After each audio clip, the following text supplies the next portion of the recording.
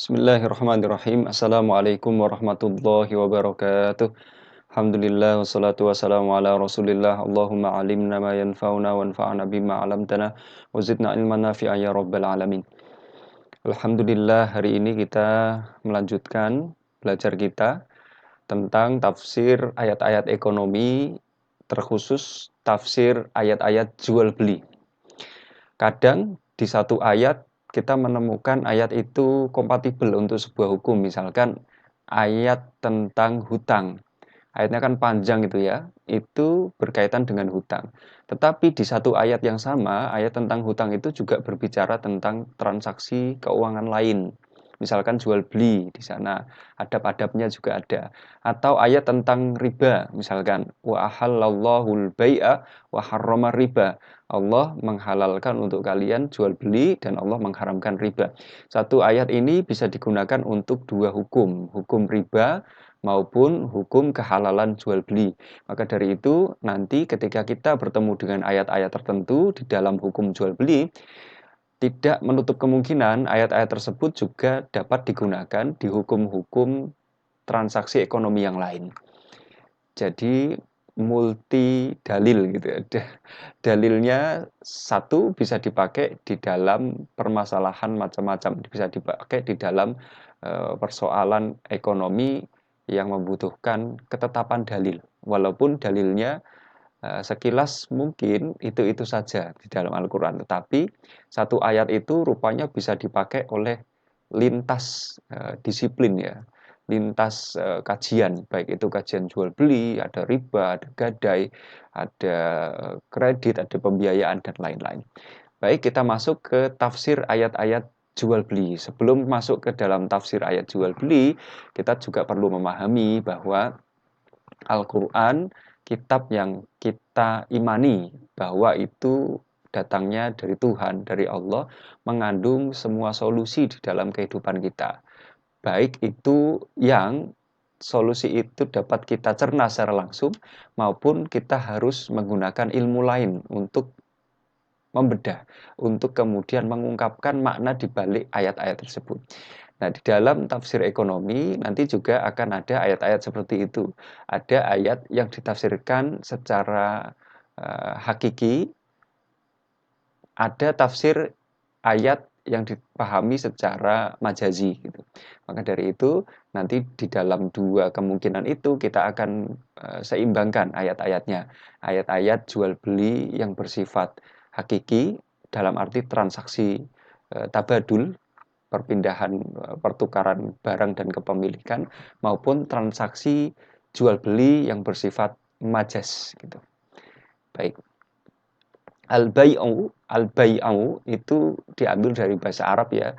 Kalau kita belajar di dalam kitab induk kebahasaan, dalam kamus-kamus lughah, kamus-kamus bahasa, maka kita memaknai bahwa jual beli itu artinya al-bai'u gitu. Al-bai'u itu walaupun makna aslinya adalah penjualan, tetapi dia dimaknai sebagai pemaknaan ganda. Bisa penjualan, bisa jual dan beli gitu. Jual beli. Ini saya kutipkan pendapatnya Ibnu Manzur ya, riset beliau di dalam Lisanul Arab. Ini kamus Lisanul Arab. Al-bai'u dhiddu syira. Jadi bai' jual itu kebalikan, antonim dari syira, dari pembelian. Wal bai'u asy-syira aidan, dan penjualan itu maknanya pembelian juga. Wa huwa minal adad, padahal kedua-duanya merupakan dua kata yang berlawanan. Wastadillu ala dzalika, kita berdalil dengan pendapat ini bahwa jual itu sama dengan beli dalam makna. Dalam sebuah hadis yang ini hadisnya terkenal sekali, saya cuplikan saja, wala yabi'u ala bai'i akhi. Jadi kita dilarang untuk yabi'u, apa? Menjual. Kalau secara bahasa kan yabi' itu artinya menjual ya. Ala bai'i akhi, di atas pembelian saudara kita. Ini dalam hal misalkan teman kita atau saudara kita lagi beli sesuatu, sudah dipesan oleh teman itu, tetapi belum sempurna akadnya, misalkan belum dibayar, tetapi masih dalam penawaran, belum selesai penawarannya. Nah, kita datang kemudian menyelah, mengambil barang dagangan itu kita beli, baik dengan harga yang sama maupun dengan harga yang lebih mahal. Itu bukan merupakan adab yang baik di dalam jual beli, itu akhlak yang tidak direkomendasikan di dalam syariat. Nah, kita melihatnya di dalam kata-kata ini, la yabi'u ala bai'i akhi. Janganlah kalian menjual di atas penjualan saudara kalian. Tetapi rupanya bai' di sini tidak dimaknai penjualan, tetapi qala, ini Ibnu Manzur berkata atas hadis ini, qala la yabi'u ay la yashtari ala syira akhi. Jangan kalian membeli, maksudnya jangan kalian menjual, maksudnya jangan kalian membeli di atas pembelian saudara kalian. Gitu. Faqad waqa'a an-nahyu 'alal mushtari la 'alal bai'. Jadi ini kan larangan ini terjadi kepada pembeli, bukan kepada penjual gitu. Bukan kepada penjual. Jadi kita tidak boleh nyela pembelian. Begitu orang menawar harga, belum selesai transaksinya, penawarannya belum selesai, kita kemudian nyela dan membeli barang itu, baik dengan harga sama maupun harga yang lebih tinggi. Larangannya kan untuk pembeli, bukan untuk penjual. Nah, gitu. Sehingga dua makna ini sama. Al-bai' itu diartikan penjualan. Di lain waktu, al-bai' itu juga dapat diartikan jual beli. Nah, ini setidaknya menurut kajian bahasanya. Ayat yang pertama kita lihat. Al-Baqarah surat kedua ayat 254. Baik. Allah Subhanahu wa taala berfirman, "Ya ayyuhalladzina amanu anfiqu mimma razaqnakum min qabli an ya'tiya yaumun la bai'un fihi wala khullatu wala syafa'ah wal kafiruna humudz zalimun." Ini ayatnya terkenal sekali ya. Ayat sebelum ayat kursi ini.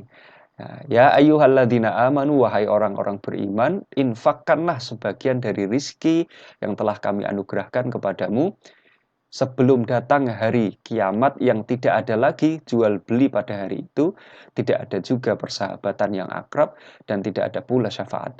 Dan orang-orang kafir itu adalah orang-orang yang zalim. Al-Baqarah surat kedua ayat 254. Baik, kita lihat perkatanya. Ya ayyuhalladzina amanu, wahai orang-orang beriman. Ini ayat pertama yang akan kita lihat ya, yang akan kita pelajari. Seruan, ya ayyuhalladzina amanu, wahai orang-orang yang beriman. Kalau kita ketemu kata seru di dalam Al-Quran, maka kita perlu detil. Karena di dalam seruan itu nanti berbagai macam efek hukum yang diakibatkan di dalam kata seru itu. Sebagai contoh, ketika ada kata seru, maka ada kemungkinan yang diseru itu orang secara umum, atau yang diseru itu orang-orang beriman, atau yang diseru itu Nabi Muhammad itu, Rasulullah. Tetapi hukum setelah kata seru itu nanti belum tentu kepada orang yang diseru gitu saja. Bisa jadi kepada pihak yang lain, atau bisa jadi khusus kepada orang yang diseru saja, atau ada kemungkinan-kemungkinan lain.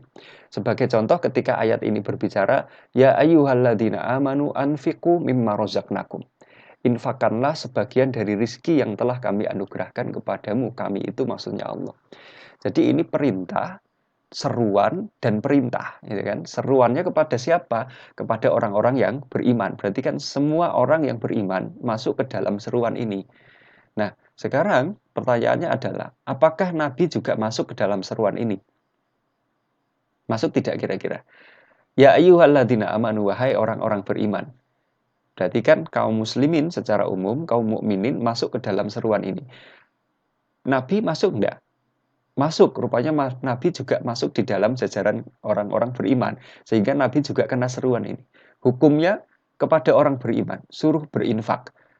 Hukum yang serupa diterapkan kepada Nabi tidak? Ya, gitu. Berarti ayat ini menyeru kepada kaum mukminin, orang-orang beriman, dan Nabi masuk di dalam itu, di dalam seruan itu. Hukumnya kepada orang-orang beriman dan kepada Nabi. Jadi Nabi juga melakukan kena perintah untuk berinfak ini, orang-orang beriman selain Nabi juga kena perintah untuk berinfak ini gitu. Karena ada ayat lain yang ditujukan kepada misalkan Nabi, dan hukumnya bukan kepada Nabi saja, tetapi hukumnya kepada kaum muslimin. Misalkan gini, Ya ayuhan nabiyyu jahidil kufara wal munafikin. Ya ayuhan nabiyyu, wahai nabi, gitu kan? Berarti seruannya ini kan kepada nabi. Jahidil kufara wal munafikin. Perangilah orang-orang kafir dan orang-orang munafik, gitu. Yang suruh memerangi itu nabi saja atau orang-orang beriman juga? Nabi dan orang-orang beriman, tetapi yang diseru di sana cuma nabi saja, gitu. Nah, ini konsekuensi hukumnya. Maka dari itu kita perlu jeli. Ada juga ayat yang menyeru kepada orang-orang beriman, tetapi konsekuensi hukumnya Nabi tidak kena hukum itu. Misalkan, ya ayyuhalladzina amanu la tarfa'u aswatakum fawqa sautin nabi. Wahai orang-orang yang beriman, jangan kalian tinggikan suara kalian di atas suara Nabi. Gitu. Wahai orang-orang beriman, jangan kalian tinggikan suara kalian di atas suara Nabi. Seruannya kepada siapa? Kepada orang-orang beriman. Hukumnya kepada siapa? Hanya kepada orang-orang beriman. Nabi tidak kena hukum itu. Kan gimana Nabi? Wahai orang-orang beriman, la tarfa'u aswatakum, jangan kalian tinggikan suara kalian fauqa sautin Nabi, di atas suara Nabi. Itu. Berarti yang tidak boleh meninggikan itu Nabi atau orang-orang beriman. Orang-orang beriman yang tidak boleh meninggikan suaranya di atas suara Nabi. Bertutur kata itu yang pelan, yang proporsional. Jangan teriak-teriak di depan Nabi. Nah, seperti itu. Jadi hukumnya kepada orang-orang beriman saja. Nabi tidak kena hukum itu. Nah, ayat ini, ya ayyuhalladzina amanu anfiqu mimma razaqnakum, wahai orang-orang beriman, infakkanlah sebagian dari rizki yang telah kami anugerahkan kepadamu. Seruannya kepada orang-orang beriman dan Nabi, Nabi juga masuk ke dalam seruan ini. Karena Nabi orang-orang beriman juga, orang beriman juga. Wa anfiqu mimma razaqnakum, dan berinfak itu hukumnya konsekuensinya kepada siapa? Kepada orang-orang beriman, dan Nabi juga kena konsekuensi hukum ini, gitu. Min qabli ayyatiya yaumun, sebelum datang hari. Yaumun itu ditafsirkan oleh para ulama sebagai maksudnya hari kiamat, meskipun tidak disebutkan yaumul qiyamah, tetapi yang dimaksud di sini adalah hari akhir, hari kiamat. La bai'un fihi, yang tidak ada lagi jual beli pada hari itu, hari kiamat. Di hari kiamat itu nggak ada dagang, nggak ada jual beli, transaksi nggak ada. Kita kalau sudah di depan mizan, di depan timbangan amal, kita nggak bisa transaksi sama malaikat yang menjaga mizan, yang menjaga timbangan amal, gitu. Wah, boleh dong ditawar gini, saya ini kurang pahala, boleh dong saya ganti ini, barter segala macam. Nggak bisa. Kita nggak punya barang apa-apa yang akan diperjualbelikan. Toh kalaupun kita punya barang, kita juga tidak akan bisa membeli keputusan di hari akhir itu. Maka dari itu, kita diberitakan untuk berinfak. Ayo buru-buru kita berinfak sebelum datang hari di mana tidak ada jual beli di sana. Yang berguna apa di sana? Ya infak yang kita infakkan di dunia itu sebagai tabungan kalau di hari kiamat. Tidak ada jual beli di situ. Wala khullatun, dan tidak ada juga persahabatan yang akrab. Khullah itu kalau para ulama menafsirkan sebagai persahabatan yang sangat dekat sekali, yang sampai terasa di dalam hati, yang berkesan sangat kuat di dalam hati. Di persahabatan yang begitu kuatnya saja itu tidak berguna kelak di hari kiamat, gitu loh. Ketika pertimbangan amal itu tidak ada gunanya. Hanya amal-amal kita nanti yang akan membantu kita. Apalagi persahabatan yang cuma biasa, itu persahabatan yang sangat kental saja, yang sangat akrab saja, itu tidak ada banyak berguna di sana, tidak berguna di sana. Apalagi hanya persahabatan biasa.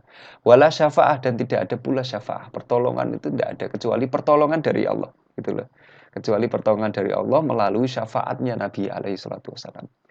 Wal kafiruna humudz zalimun, dan orang-orang kafir itu adalah orang-orang yang zalim. Zalim itu artinya mereka tidak bisa menempatkan sesuatu itu pada tempatnya.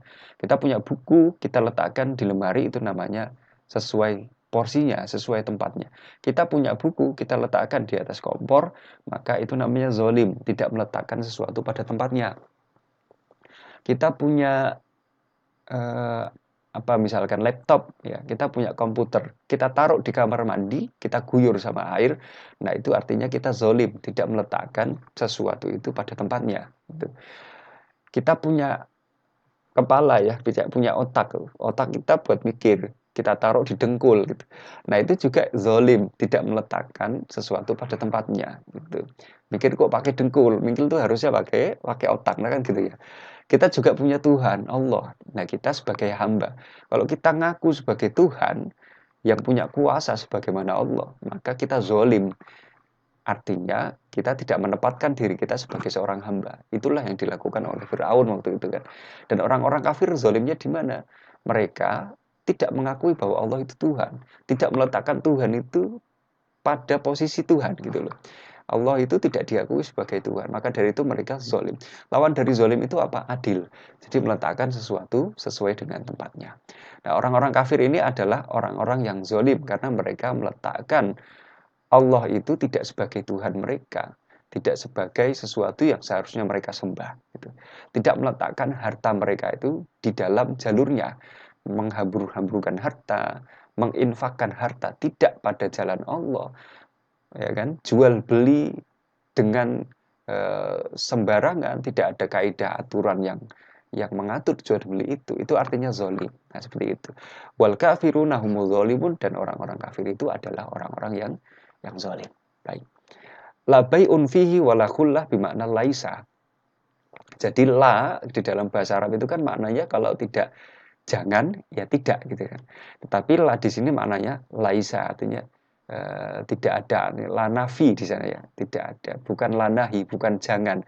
Jangan bai'un fihi wala khullah, jangan jual beli di sana, bukan. Artinya tidak ada di sana. Munasabah, kita lihat ini keterkaitan ayat ini dengan ayat sebelumnya. Munasabah itu kalau di dalam kajian ilmu tafsir artinya keterkaitan satu ayat dengan ayat yang lainnya, baik sebelumnya maupun sesudahnya. Al-munasabatu hasat al-ayah as-sabiqah alal jihadi bin nafsi. Jadi ayat sebelum ayat ini itu menganjurkan orang-orang beriman itu untuk berjihad dengan jiwanya. Wa hadhil ayat hasat alal jihad bil mal. Dan ayat ini menganjurkan orang-orang beriman itu untuk berjihad dengan hartanya. Karena berinfak di jalan Allah itu kan berjihad dengan harta. Wa infaqihi fi sabili khair, dan mendermakannya, membelanjakannya di dalam jalan kebaikan. Yadakhiran nas sawaba dzalika inda rabbihim, agar manusia dapat menabungnya, dapat menyimpan sawab. Apa sawab? Sawab itu pahala. Pahala infaknya itu inda rabbihim, kelak di sisi Tuhan, di sisi Allah bisa kita unduh pahalanya. Waliyubadaru ila dzalika fi hadhil hayati dunya, dan bersegera untuk berinfak, ya kan, fi hadhil hayati dunya, di dalam kehidupan dunia ini.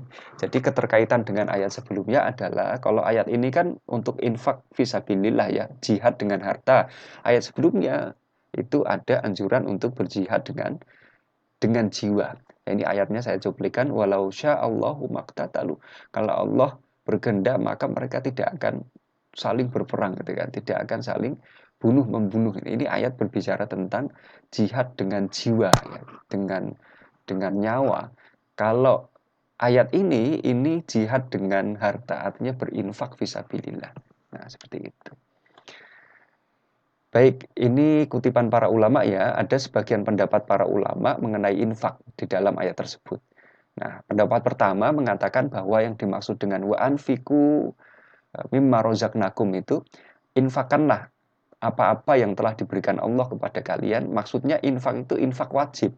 Nah, infak wajib itu apa? Zakat. Karena apa? Karena di akhir ayat ini Allah menyebutkan bahwa orang-orang yang tidak mau berinfak itu sebagai orang kafir, gitu kan. Kalau kita maknai bahwa infak di sini maknanya adalah infak sunnah berupa sedekah, maka tentu orang yang tidak bersedekah sunnah tidak bisa disebut sebagai kafir. Hanya orang-orang yang mengingkari kewajiban zakat, gitu kan, yang akan disebut sebagai kafir, orang yang ingkar, orang yang kafir. Maka sebagian ulama menafsirkan infak di sini sebagai infak wajib, yaitu zakat, dengan dalil bahwa di akhir itu orang-orang yang tidak mau berinfak disematkan namanya di situ sebagai al-kafirun. Jadi orang-orang yang kafir. Nah, sebagian yang lain tidak memaknai seperti itu. Sebagian yang lain memaknai yang dimaksud dengan infak di sini adalah infak untuk kepentingan jihad fisabilillah. Gitu. Yaitu untuk kepentingan perjuangan, menegakkan agama Allah, serta mempertahankan diri negara terhadap ancaman musuh. Nah, ini setidaknya ada dua pandangan di antara para ulama tentang makna infak yang di atas. Itu. Karena infak itu kan ada dua ya, ada infak wajib, ada infak yang sifatnya sunnah. Selanjutnya ayat yang kedua yaitu surat Al-Baqarah, masih sama di dalam surat Al-Baqarah, surat kedua ayat 282. Nah, ini adalah ayat tentang apa? Tentang hutang ya, yang panjang sekali itu. Nah, saya kutipkan sedikit saja bagian dari ayat itu. Ada kata baik di sana, ada kata jual beli di sana. Wa ashidu idza tabayatum. Ambillah saksi kalian ya, ambillah saksi apabila kalian berjual beli. Nah, seperti itu. Kan ada kata jual beli di situ. Nah, jual beli yang di atas itu yang di ayat pertama tadi itu dimaknai sebagai apa? Jual beli majas bisa ya, jual beli secara majas ataupun jual beli secara hakiki juga bisa juga, tidak menutup kemungkinan juga. Nah, wa asyidu idza tabayatum, ambillah saksi apabila kalian berjual beli. Ini kebanyakan ditafsirkan oleh para ulama jual beli yang bersifat hakiki itu, bukan makna kias, artinya makna yang sebenarnya. Jadi pertukaran barang, pertukaran uang. Baik, kita lihat maknanya satu persatu katanya. Wa ashidu, kalian ambillah saksi. Ada wawu jamaahnya itu, ada wawu terakhir itu. Wa ashidu artinya jamak ya. Kalian ambillah saksi. Nah, kumpulkanlah saksi. Idza tabayatum, idza apabila tabayatum kalian saling berjual beli. Makna secara bahasanya saling. Kalau ada wazan ya, ada cetakan kata tafa'ala, tadoroba, takotala, itu artinya tasofaha, artinya kesannya adalah saling. Di sana ada dua orang yang saling melakukan suatu hal. Tabayatum itu tafa'ala kan sama ya, berarti saling jual beli. Nah, jual beli kan tidak bisa sendiri ya, dia butuh pasangan orang lain, penjual dan pembeli. Baik. Ini ada kata perintah di sini, ambillah saksi. Kata perintah itu secara default di Al-Quran itu dimaknai sebagai, kalau dia tidak punya pengecualian ya, itu dimaknai hukumnya adalah wajib. Kalau ada kata perintah saja yang tidak ada korinah, tidak ada pengecualian, tidak ada manik penghalang dari makna yang asli dan lain-lain. Makna defaultnya adalah kesan untuk melakukan sebuah kewajiban gitu. Wa ashidu, dan ambillah saksi, kalian ambillah saksi. Akan seolah-olah wajib ini ya kalau tidak ada korinahnya, tidak ada ayat yang menerangkan lebih lanjut gitu. Baik, kita lihat. Sekalipun tidak diwajibkan, nah ini berarti tidak diwajibkan. Nanti alasannya apa kita bisa melihat. Sekalipun tidak diwajibkan menuliskan perdagangan tunai, namun Allah memerintahkan untuk mendatangkan saksi-saksi. Nah, perintah di sini bukan wajib, hanyalah memberi pengertian sunnah. Nah, ini yang digarisbawahi, sunnah saja. Tujuannya apa? Tujuannya ialah agar manusia selalu hati-hati dalam bermuamalah. Sunnahnya dari mana sih kok bisa dapat hukum sunnah itu? Sunnahnya diambil dari ayat sebelumnya gitu. Kesunahan ini ditunjukkan oleh ayat sebelumnya. Jadi kalau kita baca ayat itu secara lengkap ya, ayat itu kan panjang. Ada ayat, potongan ayat sebelumnya itu falaisa junahun alla taktubuha. Maka tidak ada penghalang bagi kalian kalau kalian merasa tidak perlu ditulis. Maka nggak usah ditulis, nggak apa-apa gitu. Nggak usah khawatir. Kalau kalian merasa aman gitu kan, merasa saksi ini tidak perlu ada saksi, nggak apa-apa, nggak usah ditulis. Maka jumhur ulama mengambil simpulan hukum dari ayat ini, wa ashidu, ambillah saksi, ini maksudnya adalah sunnah. Lebih baik ada saksi gitu. Kalau tidak ada saksi ya boleh pakai media yang lain. Misalkan sekarang ada kwitansi ya, ada materai, ada macam-macam kan. Ada rekaman juga, semuanya bisa digunakan media itu. Jadi tidak perlu wajib, nggak wajib hukumnya. Salah satu indikator hukum sunnah adalah adanya kata perintah yang diiringi dengan pembolehan untuk ditinggalkan. Nah, ini salah satunya ini. Nah, baik. Kita masuk ke ayat selanjutnya, masih di Al-Baqarah, surat kedua ayat 275. Dzalika bi annahum qalu innamal bai'u mithlur riba wa halallahu al-bai'a wa harrama riba. Demikian itu terjadi karena mereka berkata bahwa jual beli itu sama dengan riba. Padahal Allah telah menghalalkan jual beli dan mengharamkan riba. Nah, ini ayat riba ya, tetapi dipakai untuk dalil eh, masru'iyah, jual beli. Ya, legalitas jual beli ini di sini dipakai. Nanti ketika kita membahas ayat tentang riba, ayat ini juga kita angkat lagi gitu. Juga kita angkat lagi. Berarti nanti besok-besok tafsirnya nggak terlalu detail ya, karena ini sudah kita bahas tafsirnya. Baik. Dzalika bi annahum qalu, demikian itu karena mereka berkata. Qalu ada wawunya di sini, berarti mereka berkata. Innamal bai'u. Nah, innama itu saat temene kalau bahasa Jawanya, sesungguhnya bahwa jual beli al-bai' itu mislur riba, sama dengan riba. Seolah-olah jual beli itu sama dengan riba itu. Padahal apa? Wa ahallallahul bai'a, padahal Allah telah menghalalkan jual beli, wa harrama riba, dan mengharamkan riba. Berarti kalau Allah menghalalkan jual beli dan mengharamkan riba, otomatis hukum jual beli berbeda dengan hukum riba. Ini kan orang-orang memandang bahwa iya kan riba itu seperti jual beli ya, nganake duit ya, jual uang itu kan berarti kan sama gitu kan. Seolah-olah kayak gitu. Tapi sejatinya dalam-dalamnya itu berbeda. Nah, nanti untuk detailnya kita akan membahas hal ini di ayat-ayat tentang riba. Nah, kita fokuskan tentang jual beli saja di sini. Ini adalah ayat yang menandakan bahwa jual beli itu tidak sama dengan riba. Nah, baik, ini tafsiran para ulama ya di dalam hal ini. Nah, jadi orang-orang itu berkata bahwa jual beli sama dengan riba. Logikanya bahwa keduanya sama-sama menghasilkan untung. Jual beli dagang barang gitu kan, dagang barang terus ngambil untung, kulaan terus dijual terus ngambil untung, itu kan dapat untung. Jual beli uang gitu kan, nganake duit gitu, atau mengambil keuntungan dari utang berupa tambahan pembayaran hutang, itu kan juga dapat untung gitu. Nah, mereka mengambil logikanya, persamaan logikanya di situ itu. Jadi mereka beranggapan seperti itu. Padahal telah Allah halalkan jual beli dan Allah telah haramkan riba. Substansi keduanya beda. Jual beli menguntungkan kedua belah pihak, pembeli dan penjual. Riba menguntungkan salah satu pihak saja. Apa? Pemberi hutang ya. Pemberi hutang itu yang diuntungkan oleh riba. Loh Pak, saya kan ikhlas Pak, pinjem terus balikinnya lebih nggak apa-apa lah, yang penting saya dapat pinjaman loh. Ya nggak kayak gitu. Ya, kita pergi, misalkan ada orang kita lihat tuh pergi ke prostitusi gitu kan, aku sama-sama senang antara minkum. Jadi sama-sama ridho. Jadi yang bekerja di prostitusi juga ridho, seneng kan, ada tamu, kemudian yang datang juga senang. Nah, nggak seperti itu. Kalau dosa itu tidak bisa saling ridho di sini. Jadi keridhoan di dalam dosa itu tidak bisa menghalalkan dosa. Baik. Dzalika bi annahum qalu innamal bai'u mislu riba, ini yang tadi ya. Ini saya cuplikan dari tafsirnya Sa'di, tafsir As-Sa'di. Wa ahallallahu al-bai'a, maknanya wa hadza aslun fi halil jami' anwa'i tasarrufat al-kasbiyah.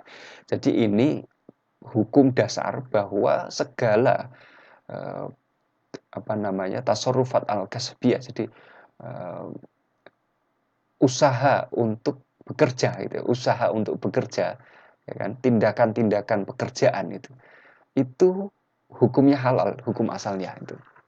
Sampai kemudian datang dalil yang melarang pekerjaan atau tindakan itu atau transaksi itu.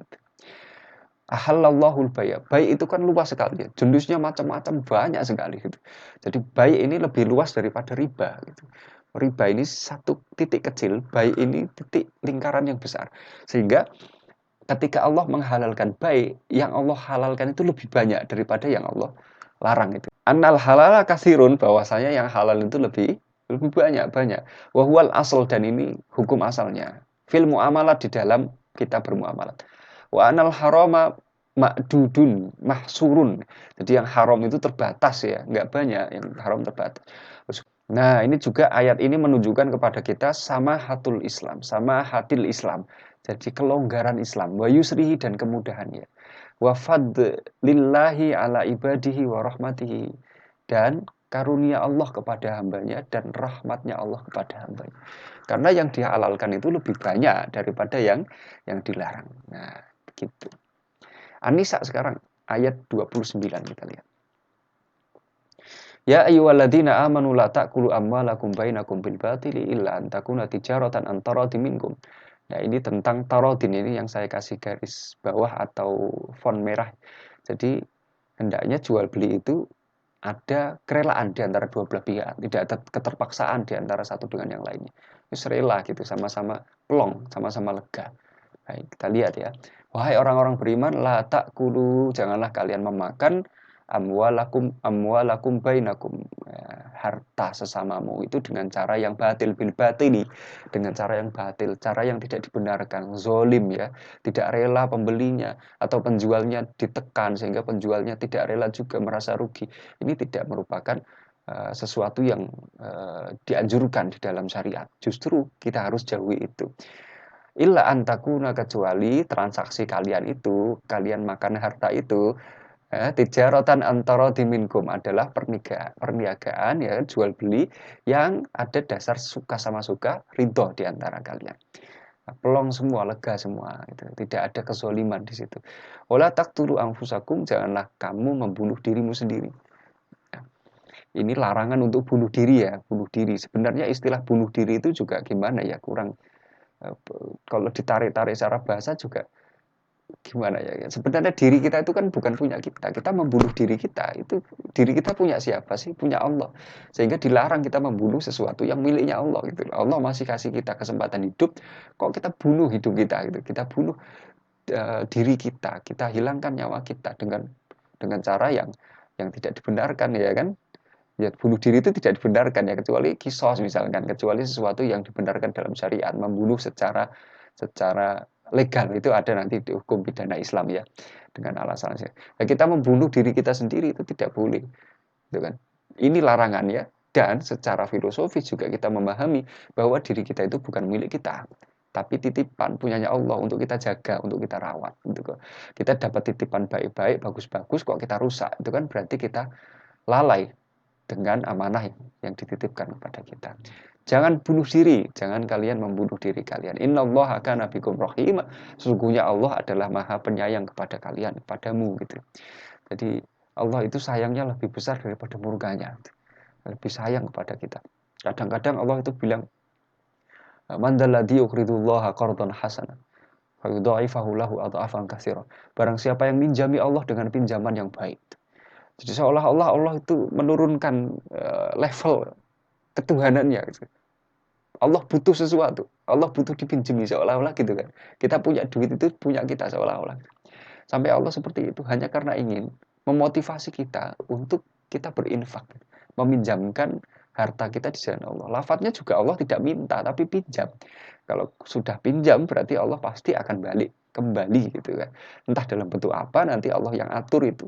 Yang jelas harta kita tidak akan hilang. Namanya dipinjam kan, dipinjam pasti balik. Apalagi yang minjam Allah. Nah, seperti itu. Nah, ini ayatnya halus sekali ya. Jadi intinya di sini adalah tijaratan antara diminkum. Perniagaan itu, jual beli itu harus dengan ridho di antara kedua belah pihak, tidak ada keterpaksaan. Baik, kita lanjutkan saja At-Taubah 111. Ini ya. Saya cuplikan ya. Wa man aufa bi ahdihi minallahi fastabsyiru bi bai'ikumul ladzi bay'atum bihi. Dzalika huwal fawzul 'adzim. Wa man aufa bi ahdihi minallah, siapa yang lebih menepati janjinya daripada Allah. Ya tadi kaitannya sama ayat, misalkan Allah meminjam kepada kita gitu kan. Siapa yang minjami Allah maka Allah akan lipat gandakan pinjaman itu. Sudah dipinjam baliknya dilipat gandakan lagi. Wah, riba ini kalau hukumnya masuk ke dalam hukum riba itu. Tapi tidak. Allah minjem uang kepada kita, nanti di akhirat Allah kembalikan dengan sesuatu yang di luar dugaan kita, yang lebih besar itu. Dan siapa yang lebih tepat janjinya? Allah. Siapa lagi yang ada yang lebih tepat janjinya? Ada yang lebih bisa menepati janji selain Allah? Tidak ada itu. Jadi ayat ini kayak kata tanya itu ya, ini istifham takrir kalau dalam bahasa Arab. Kata tanya yang menegaskan. Wa man aufa bi ahdihi minallah. Siapa yang lebih menepati janji daripada Allah? Fastabsyiru, maka bergembiralah kalian bibai'ikumul ladzi bay'atum bi, dengan jual beli yang telah kamu lakukan itu. Ini bisa dimaknai jual beli secara makna asli, hakiki, maupun jual beli secara kiasan ya. Jual beli di jalan Allah itu kan berinfak, kemudian juga berjihad fisabilillah, itu juga jual beli. Wadzalika huwal fawzul azim, dan demikian itu adalah kemenangan yang agung, yang besar sekali. Nah, ini nanti bisa dipelajari. An-Nur sekarang terakhir ayat 37. Rijalun la tulhihim tijaratan wala bai'un an dzikrillah. Jadi ada orang-orang itu yang tidak dilalaikan hanya karena dengan perniagaan dan jual beli dari zikir kepada Allah. Mereka tetap sholat, mereka tetap zakat, mereka tetap infak fisabilillah, mereka tetap berzikir kepada Allah. Itu tidak lalai dengan itu semua.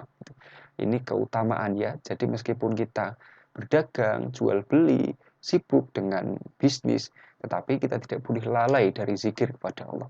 Kita tidak boleh luput dari kemudian melaksanakan kewajiban-kewajiban yang telah Allah tetapkan pada kita. Pengertian. Nah, ini pengertian jual beli ya. Nanti kita ambil aplikasinya, kemudian syarat-syaratnya, rukun-rukunnya dari ayat-ayat yang sudah kita bahas tadi di awal. Secara terminologi, gitu ya, secara istilah gitu lah. Terminologi kok susah banget Pak. Secara istilah gitu. Jual beli adalah transaksi tukar menukar secara sukarela yang konsekuensinya apa? Beralihnya hak kepemilikan. Jadi tukar menukar barang, sama-sama ridho. Barang yang sudah saya ambil itu jadi milik saya. Barang yang dia ambil itu jadi milik dia. Gitu. Beralihnya hak kepemilikan. Dan dalam hal itu dapat terlaksana dengan akad, baik berupa ucapan maupun perbuatan. Nah, ini jual beli secara terminologi. Kita tidak akan lama-lama di sini ya. Ini saya ambil dari Tawdihul Ahkam. Baik, ini juga nanti bisa sambil lalu saja. Saya ingin masuk ke sini. Rukun jual beli, baik. Syaratnya di mana? Nanti syaratnya di yang kecil-kecil itu. Ya. Rukun jual beli itu adalah komponen-komponen yang harus ada di dalam transaksi jual beli. Tidak boleh tidak. Kalau kurang dari 3 ini, yang kuning ini, maka nanti jual belinya akan bermasalah. Gitu. Baik, yang pertama dulu kita lihat. Penjual dan pembeli ini harus ada dalam jual beli. Mosok cuma penjual aja, pembelinya nggak ada, gimana mau jual beli? Jual beli sama apa? Sama siapa? Nah, ini yang perlu ada. Pertama, penjual dan pembeli. Yang kedua, adanya ijab kabul. Yang ketiga, adanya barang atau jasa yang diperjualbelikan itu nanti. Yang pertama dulu kita lihat adanya penjual dan pembeli. Nah, pertama, syaratnya apa? Penjual pembeli itu harus sukarela, saling ridho satu sama lain ya. Tidak ada keterpaksaan, tidak ada tekanan. Penjual tidak boleh memaksa pembeli. Pembeli juga tidak boleh menekan dan memaksa penjual gitu loh. Misalkan penjual di sebuah toko, kemudian ada orang, "Pak, mau lihat-lihat HP dulu, Pak." gitu. Begitu masuk ke tokonya terus dipaksa. "Ini, Pak, ini diturunin semua barang-barangnya, HP-nya diturunin semua, dibongkar, dibuka semua kardusnya kan, di unboxing semua, dilihat dalamnya." Kalau udah dibuka kan berarti dia harus beli, nah kan. Berarti pembeli yang di situ yang tadi niatnya cuma mau lihat-lihat gitu kan, cuma mau menambah wawasannya terhadap barang yang ada di situ, syukur-syukur cocok gitu kan, belum tentu dibeli, tapi kok dibuka kotaknya, wah udah dibuka Pak, harus beli Pak. Nah, ini kan berarti pemaksaan. Nah, ini tidak diperbolehkan. Dalam hal itu harus sukarela. Pembeli juga nggak boleh menekan penjual, misalkan nawar harganya 100.000 ditawar jadi 7.000 misalkan. Oh, kan parah banget ditawar harga sampai jatuh. Kalau gitu dipaksa lagi, sampai bongkar-bongkar aib lagi, misalkan, "Pak, Bapak saya tahu loh Pak, di balik keluarga Bapak punya aib ini toh. Kalau Bapak tidak jual saya dengan harga murah, maka saya akan bongkar aib Bapak di masyarakat. Saya akan upload aib Bapak di media sosial," misalkan. Nah, ini kan menekan, artinya tidak diperbolehkan seperti itu ya. Jadi harus ridho di kedua belah pihak. Tidak boleh ada saling menekan. Kemudian yang kedua, pembeli dan penjual itu harus berakal. Yang dimaksud dengan akal ini apa? Dia punya daya nalar, waras akalnya itu loh. Tidak dalam keadaan tidak waras atau orang gila kan. Baik salah satu di antara keduanya, baik pembeli ataupun penjual gitu ya. Termasuk adalah kedua-duanya ini orang yang dinyatakan waras, sehat gitu. Nah, transaksinya dianggap tidak sah secara hukum kalau salah satu di antara keduanya tidak berakal gitu ya, tidak berakal. Mungkin kita juga heran, gimana sih orang yang tidak waras kok bisa memiliki harta, bisa punya uang? Di dalam Islam bisa. Sederhana aja. Di dalam syariat itu, meski seseorang dinyatakan tidak waras, misalkan tidak berakal, tidak waras ya. Namun secara hak kepemilikan atas harta tetap ada jaminannya. Gimana bisa begitu? Bisa. Misalkan dalam pembagian waris misalkan. Bila salah seorang ahli waris itu kok misalkan sakit ya, agak nggak begitu waras gitu, maka tidak berarti hak warisnya gugur. Dia tetap dapat warisan. Dia tetap tetap dapat hak warisnya itu. Meskipun orang itu akalnya tidak genep gitu, tidak utuh akalnya itu. Nah, tetapi untuk menjaga menjaga orang ini, maka Islam nanti punya hukum lain gitu. Jadi ada orang yang menjaga harta itu. Jadi dia dihalangi untuk bertasarruf bil mal, dengan hartanya itu dihalangi untuk memanfaatkan hartanya sampai akalnya eh, bisa kembali lagi. Nanti diwakilkan oleh orang lain ya, dijaga sama orang lain gitu. Entah itu walinya, entah itu orang yang dipercaya ya kan yang ada di sekitarnya. Nah, seperti itu. Yang pertama adalah berakal. Kemudian yang kedua, balik. Balik itu artinya sudah dewasa ya.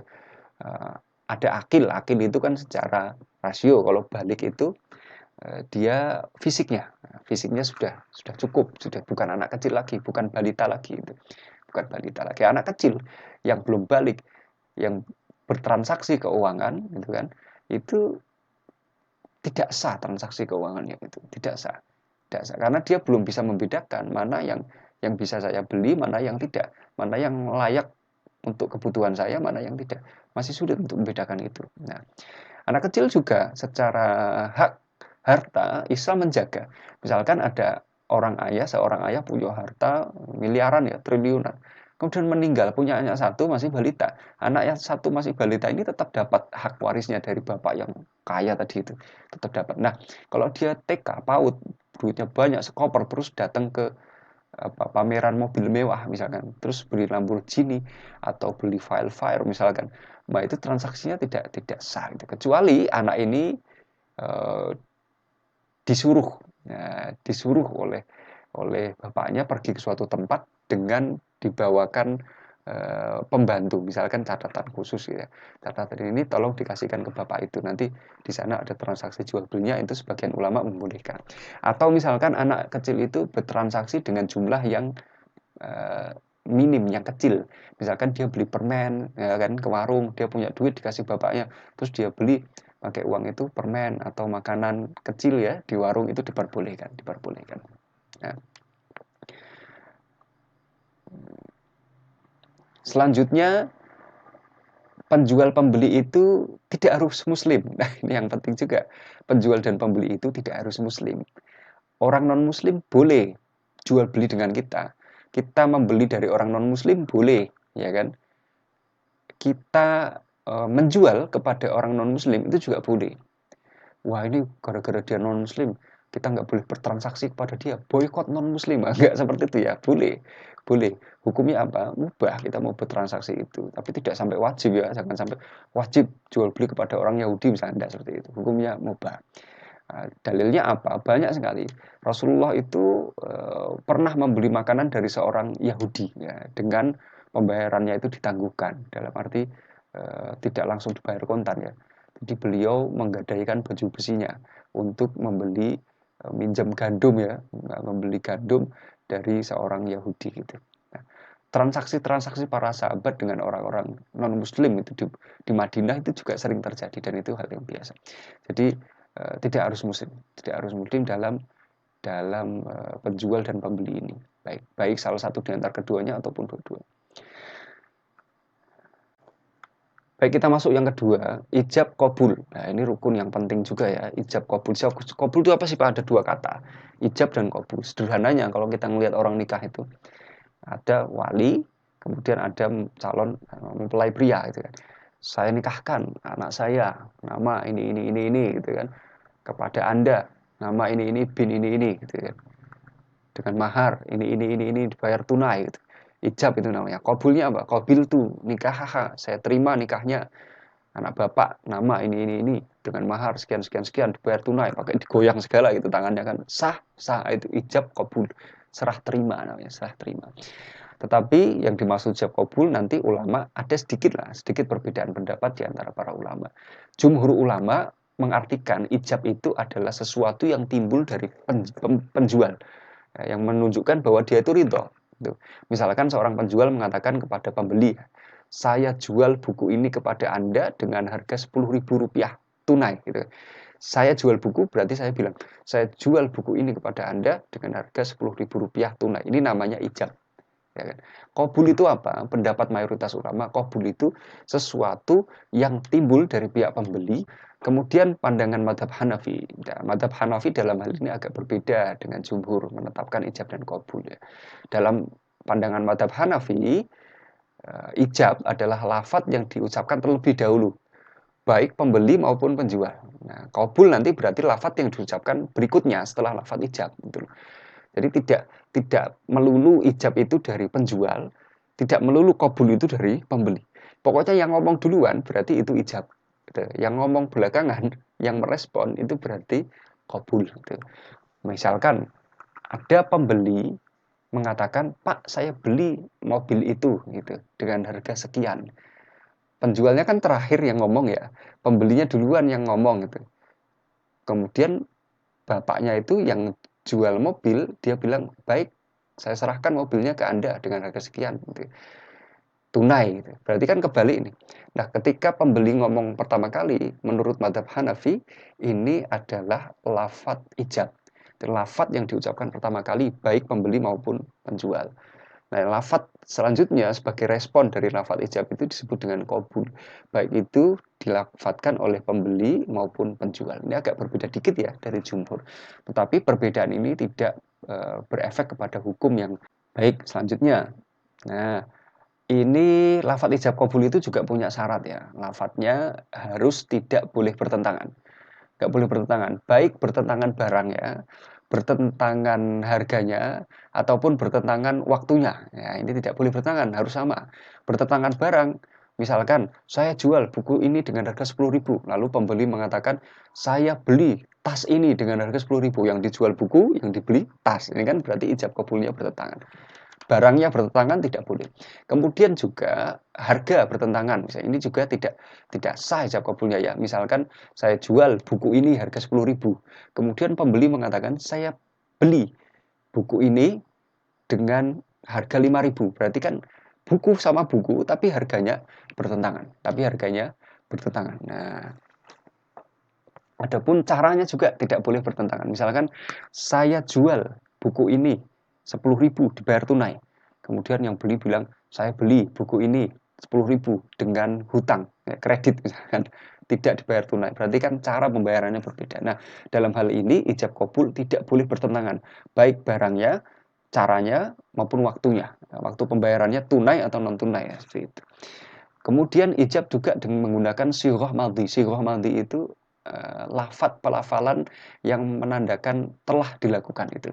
Saya telah menjual ini kepadamu. Nah, itu namanya sighah madhi, akad yang menandakan telah, past tense ya, past tense. Tidak boleh menggunakan sighah istifham, misalkan kata tanya. Orang mau beli buku ya, menjual buku. Apakah saya jual buku ini padamu? Gitu. Dengan harga 10.000, kemudian pembeli mengatakan saya terima penjualan buku ini. Ya, itu tidak sempurna sighahnya. Berarti yang satu kata tanya, yang satu jawab dari kata tanya itu. Atau dilakukan akan. Saya akan menjual buku ini kepadamu kapan-kapan dengan harga 10.000. Ini juga tidak diperbolehkan sighah seperti itu. Sighah itu bentuk pelafalan ya, bentuk pelafalan. Baik, kemudian tidak butuh saksi. Nah, ini juga yang penting ya. Ijab qabul di dalam jual beli ini tidak butuh saksi, tidak wajib. Kalau ada saksi ya nggak apa-apa, nggak masalah gitu kan.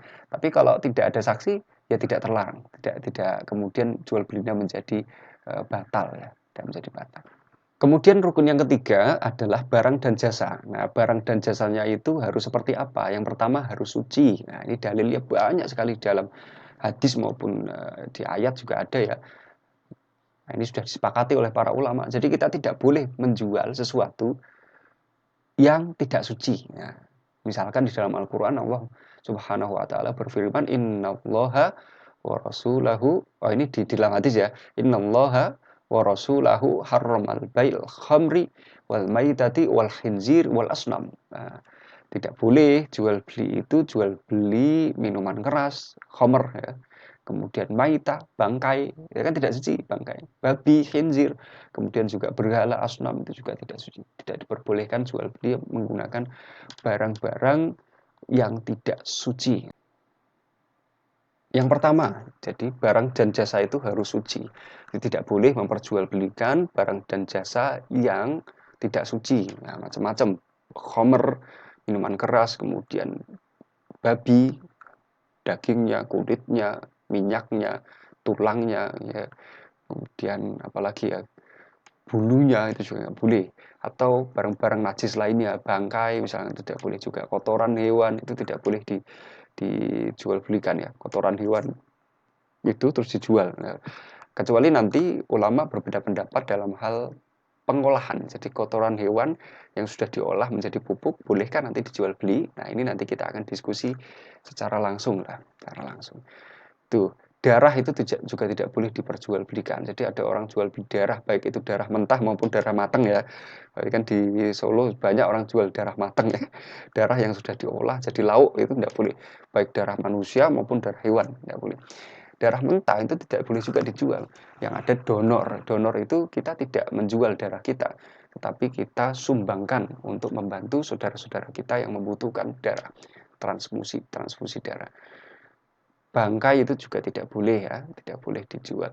Hewan najis tidak boleh.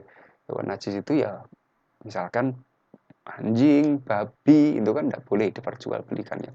Rica-rica ada sekarang, rica-rica guguk itu juga nggak diperbolehkan jual beli seperti itu ya. Itu nggak sah jual belinya karena jual beli barang najis ya.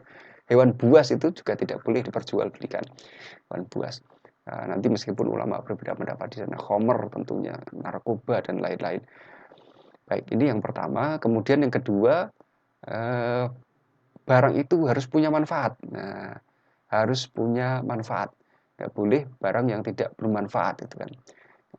Kalau Imam Syafi'i mengatakan dilarang menjual belikan hewan yang tidak bermanfaat.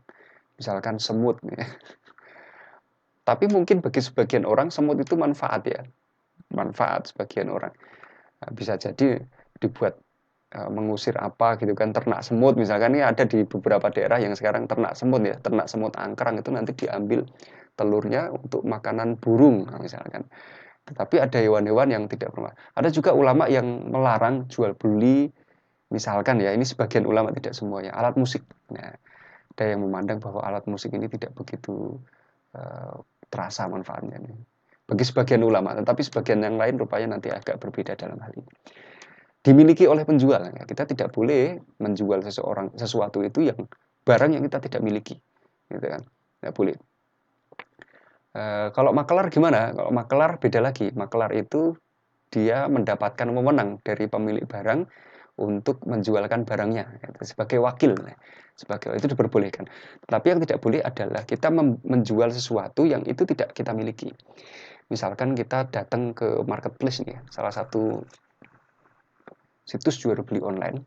Kita lihat barang-barang di sana kok banyak gitu. Kemudian kita buka akun di marketplace itu, kemudian kita comot fotonya gitu. Kemudian kita taruh di akun kita, di marketplace kita, kemudian kita jual. Nah, begitu ada pembeli mampir, kemudian beli transaksi, baru kita belikan ke orang yang kita comot gambarnya tadi, dan orang yang kita comot itu nggak tahu kalau gambarnya kita comot itu. Nah, langsung kita beli dari situ. Nah, ini artinya kita menjual sesuatu yang bukan milik kita gitu.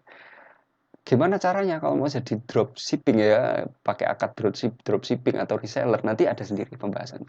Yang jelas seperti itu tidak boleh, tidak boleh. Karena kita menjual sesuatu yang belum kita miliki, belum kita pegang, belum kita miliki. Baik.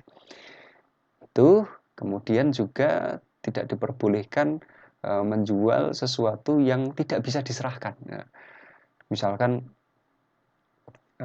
menjual sesuatu yang tidak bisa diserahkan ya, unta yang hilang, atau motor yang hilang, motor dicuri, kemudian kita bilang sama orang, saya jual motor yang dicuri itu kepada Anda 7 juta, ya, masa second ya, saya jual motor yang dicuri itu kepada Anda 7 juta, motornya nggak ada, nggak bisa diserahkan, walaupun itu milik kita, ya kan?